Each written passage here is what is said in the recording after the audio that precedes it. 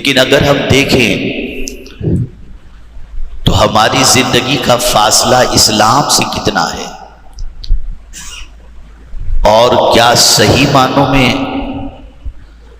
ہم اسلام کے فالوور ہیں، یا ہماری زندگی سے کہیں اسلام چھلکتا نظر آتا ہے؟ اسی کو میں تھوڑا سا سمجھانے کی کوشش کروں گا تاکہ اس اسلام کو اچھی طریقے سے سمجھ سکیں جس اسلام کا تقاضا اللہ بھی کر رہا ہے، اس کے رسول صلی اللہ علیہ وسلم بھی ہم سے کر رہے ہیں۔ ایک بات کو اچھی طریقے سے ذہن میں رکھیں،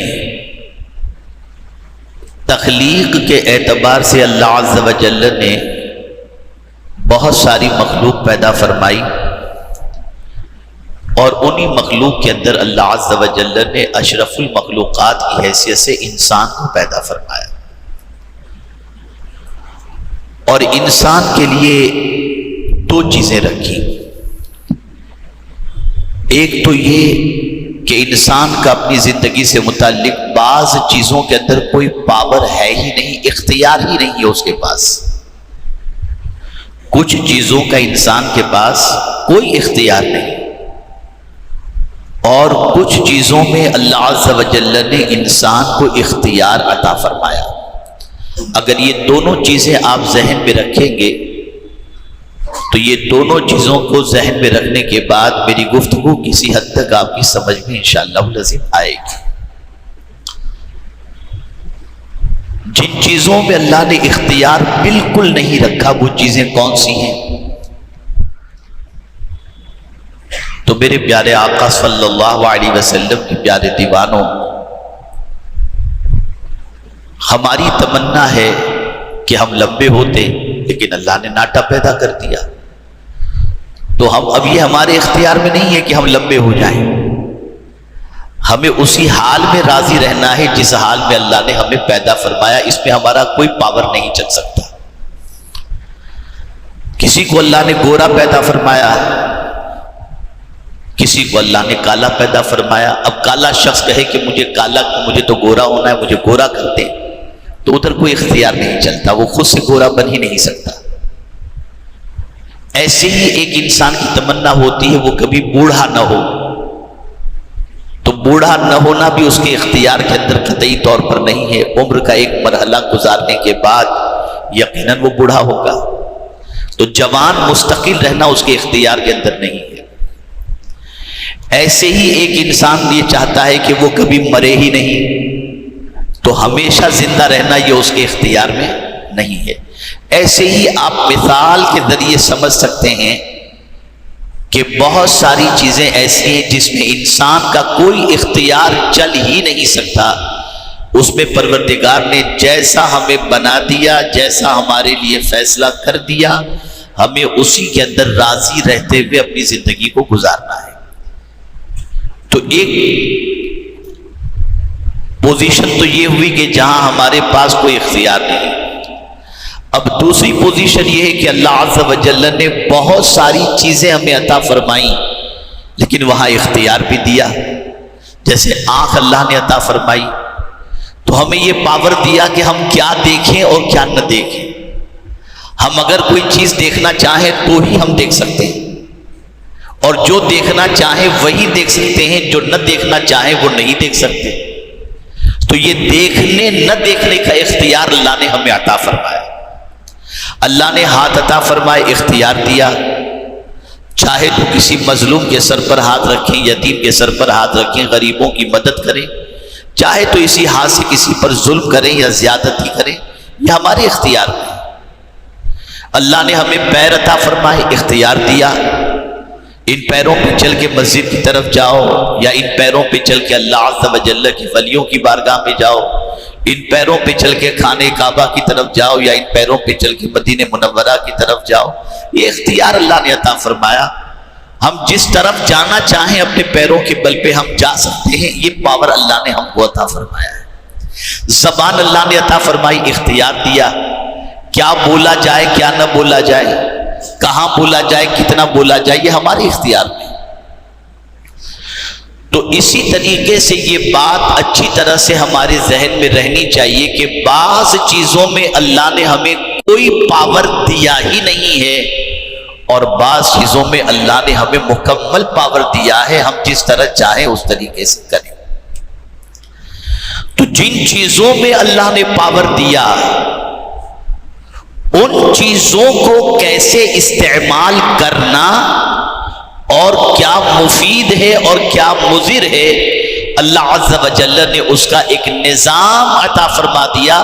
اسی نظام اور اسی قانون کا نام ہے اسلام۔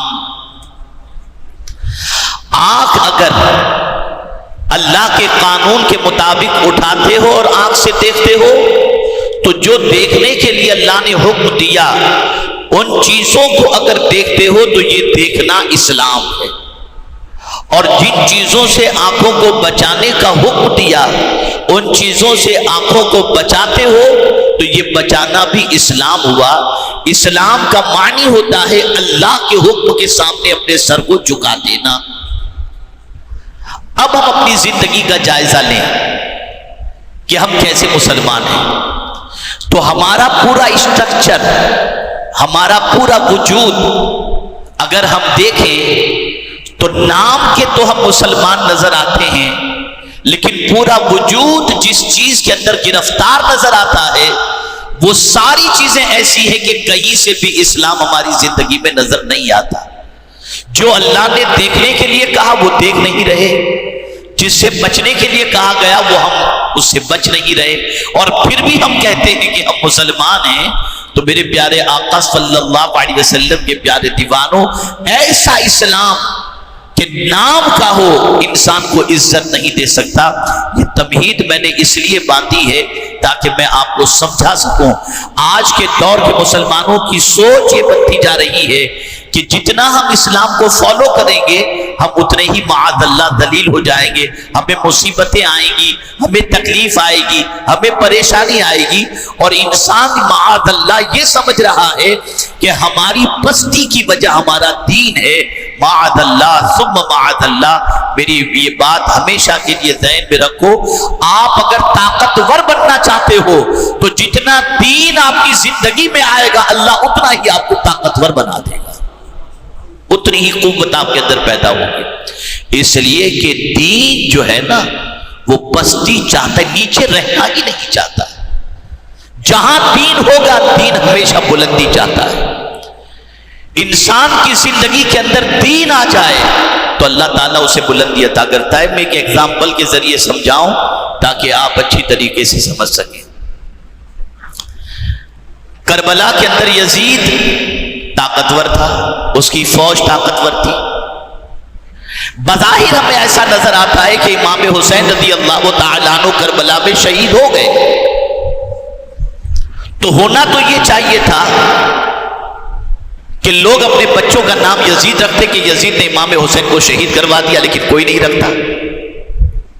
لیکن شہید ہونے والے امام حسین کا نام ہر کلمہ پڑھنے والا اپنے بچے کا رکھنا چاہتا ہے۔ وجہ کیا ہے؟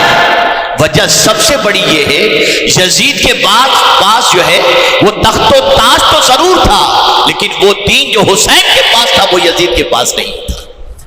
اس بنیاد پر اللہ نے امام حسین کو عزت عطا فرمائی، اس وجہ سے اللہ نے امام حسین کو بلندی عطا فرمائی، اس وجہ سے اللہ عز و جل نے امام حسین کا نام آج بھی زندہ رکھا ہے، اور قیامت تک یہ نام زندہ و جاوید رہے گا۔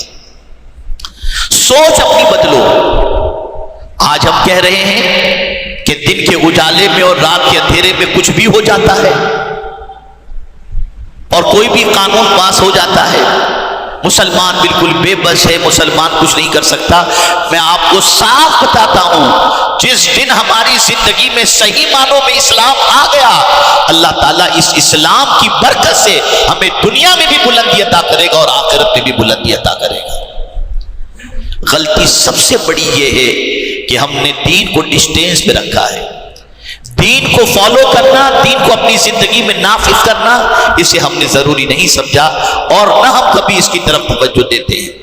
ہم ضرور فارم فل اپ کرنا ہوگا تو ریلیجن کے آگے مسلم لکھ دیں گے، اسلام لکھ دیں گے، لیکن اپنی زندگی میں تلاش کریں ہم اسلام کو۔ ہم کتنا اپنے رب کے فرمان کے آگے جھکتے ہوئے نظر آتے ہیں. اسی لیے قرآن نے کہا فغیر دین اللہ یبغون، کیا اللہ کے علاوہ، اللہ کے دین کے علاوہ کچھ اور تم تلاش کرتے ہو، کوئی اور دین تلاش کرتے ہو؟ اس کے بعد جو اللہ نے فرمایا اسے سنیں. افغیر دین اللہ یبغون وَلَهُ أَسْلَمَ مَنْ فِي السَّمَاوَاتِ وَالْأَرْضِ. توجہ چاہوں گا، جو کچھ آسمانوں میں اور جو کچھ زمین میں ہے سب اللہ کی بات مانتے ہیں. آسمان میں فرشتے اللہ کی بات مانتے ہیں، چرند و پرند اللہ کی بات مانتے ہیں، شجر و حجر اللہ کی بات مانتے ہیں.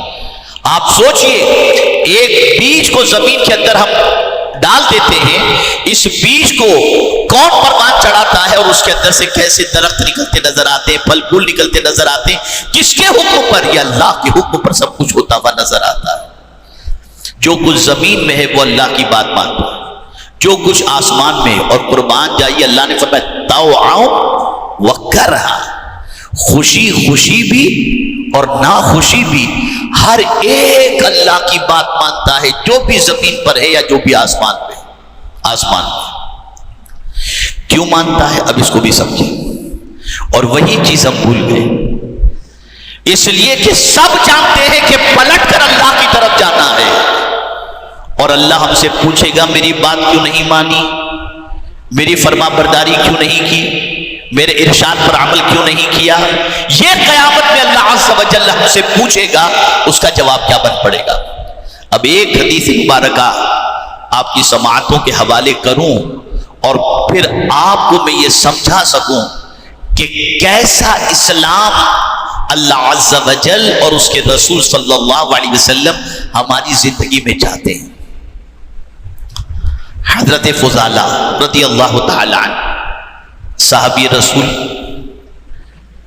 لیکن اسلام قبول کرنے سے پہلے حضرت فضالہ رسول اعظم صلی اللہ علیہ وسلم کے لیے دل کے اندر نفرت رکھتے تھے جب اسلام انہوں نے قبول نہیں کیا تھا.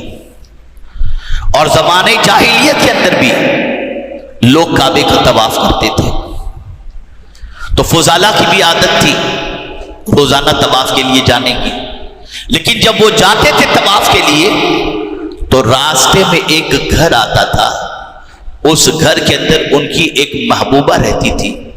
وہ جب بھی کعبے کے طواف کے لیے جاتے تو ادھر تھوڑی دیر بیٹھتے، چائے پانی پیتے، ہنسی مذاق کرتے اور پھر اس کے بعد طواف کے لیے جاتے.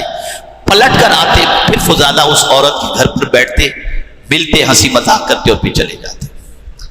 ایک دن فضالہ پہنچے، خانہ کعبہ کے قریب حضور صلی اللہ علیہ وسلم کو طواف کرتے دیکھا اور اکیلے حضور طواف کر رہے تھے. فضالہ کے پاس چھوٹا سا خنجر تھا، ابھی اسلام قبول نہیں کیا تھا، چھوٹا سا خنجر تھا. اکیلے آقا کریم صلی اللہ علیہ وسلم کو طواف کرتے دیکھ کر ان کے دل میں برا ارادہ پیدا ہوا کہ جو کام مکے کے بڑے بڑے لوگ نہ کر سکے وہ کام میں ابھی کر سکتا ہوں. یعنی ابھی حضور صلی اللہ علیہ وسلم کی پیٹھ پر خنجر مار کر سرکار صلی اللہ علیہ وسلم کو قتل کر دوں گا. وہ پیچھے تھے، سرکار صلی اللہ علیہ وسلم آگے تھے. قربان جائیے نبی رحمت صلی اللہ علیہ وسلم کی غیب دانی پر کہ سرکار نے اس چیز کو بھانپ لیا جو ان کے دل میں ارادہ تھا. سرکار فوراً پلٹے پیچھے اور فوراً فضالہ سے پوچھا فضالہ کیا سوچ رہے ہو؟ اتنا کہنا تھا کہ وہ گھبرا گئے. کہا نہیں کچھ بھی نہیں، میں تو عبادت کرتا ہوں. غور سے سنیے گا، میرے آقا صلی اللہ علیہ وسلم نے اپنا ہاتھ فضالہ کے سینے پر رکھا. فضالہ کہتے ہیں حضور نے جیسے ہی اپنا ہاتھ میرے سینے پر رکھا میرے دل سے حضور کی نفرت نکل گئی اور محبت پیدا ہو گئی. محبت پیدا ہو گئی. اور پھر حضور صلی اللہ علیہ وسلم نے فرمایا فضالہ کب تک تم مجھ سے دور رہو گے، میری دعوت سے دور رہو گے؟ بس اتنا سننا تھا کہ فضالہ نے کہا حضور مجھے کلمہ پڑھائیے. سرکار نے کلمہ پڑھایا صلی اللہ علیہ وسلم، فضالہ مسلمان ہو گئے. دیکھیں کیسا اسلام اللہ چاہتا ہے، اس اسلام کو اپنی زندگی میں ہم تلاش کریں. فضالہ اسلام قبول کر چکے، آقا کریم صلی اللہ علیہ وسلم کے پاس بیٹھے، کچھ سرکار صلی اللہ علیہ وسلم سے انہوں نے سیکھا، کچھ سمجھا، کچھ علم حاصل کیا، اور پھر اسی راستے سے جس راستے سے مسجد حرام میں آئے تھے، خانہ کعبہ کی طرف آئے تھے، اپنی محبوبہ سے مل کر پھر اسی راستے سے جب جانے لگے تو ان کی محبوبہ ان کے انتظار کے اندر تھی کہ آئیں گے تو ان کے ساتھ چائے وغیرہ پیئیں گے یا جو کچھ بھی.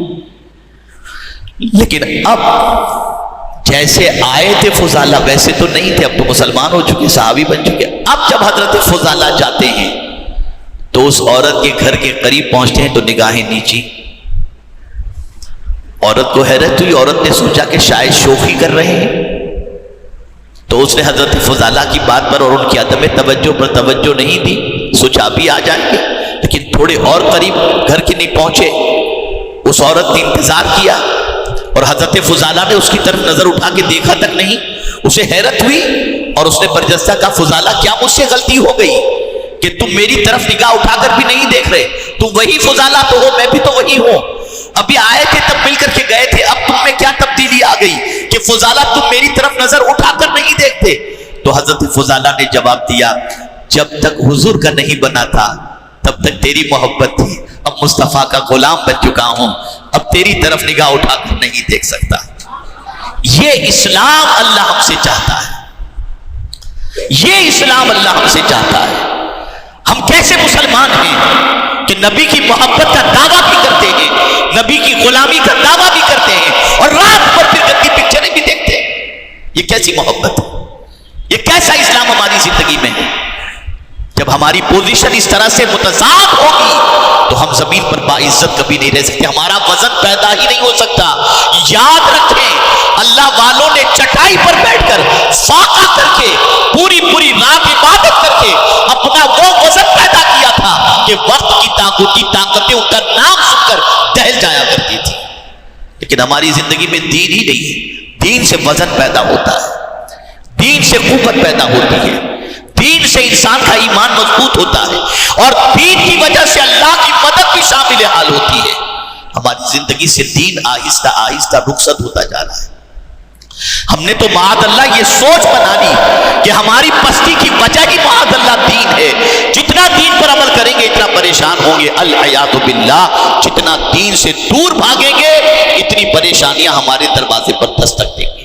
تو آج کا میرا پیغام آپ سب کو یہی ہے، دین سے جڑ جاؤ، دین کو اپنی زندگی میں نافذ کرو، دین پر عمل کرو، دین کے سانچے میں ڈھلو. اور دین صرف یہی نہیں کہ داڑھی رکھ لو اور 5 وقت کی نماز پڑھ لو یا امامہ پہن لو، نہیں. دین تو یہ ہے کہ جب حضور صلی اللہ علیہ وسلم سے پوچھا گیا کہ مسلمان کون، تو سرکار نے فرمایا جس کی زبان اور ہاتھ سے دوسرا مسلمان محفوظ رہے وہ در حقیقت مسلمان ہے. یہ ہے اسلام. اپنی زندگی میں اس کو پیدا کرنے کی کوشش کریں. یہ چند کلمات خیر تھے جو میں نے آپ کی سماعتوں کے حوالے کیے، اور انشاءاللہ آئندہ جمعہ کو زندگی بخیر رہی تو سب سے بڑا طاقتور حضور کے نزدیک کون ہے، اور میں سمجھتا ہوں کہ اسے سننے کے بعد انشاءاللہ العظیم میں امید کرتا ہوں کہ اس نقش قدم پر چلنے کی کوشش کریں گے جس نقش قدم پر رسول اعظم صلی اللہ علیہ وسلم چلانا چاہتے ہیں. اللہ ہم سب پر کرم کی نظر فرمائے. وما علینا الا البلاغ المبین. السلام علیکم.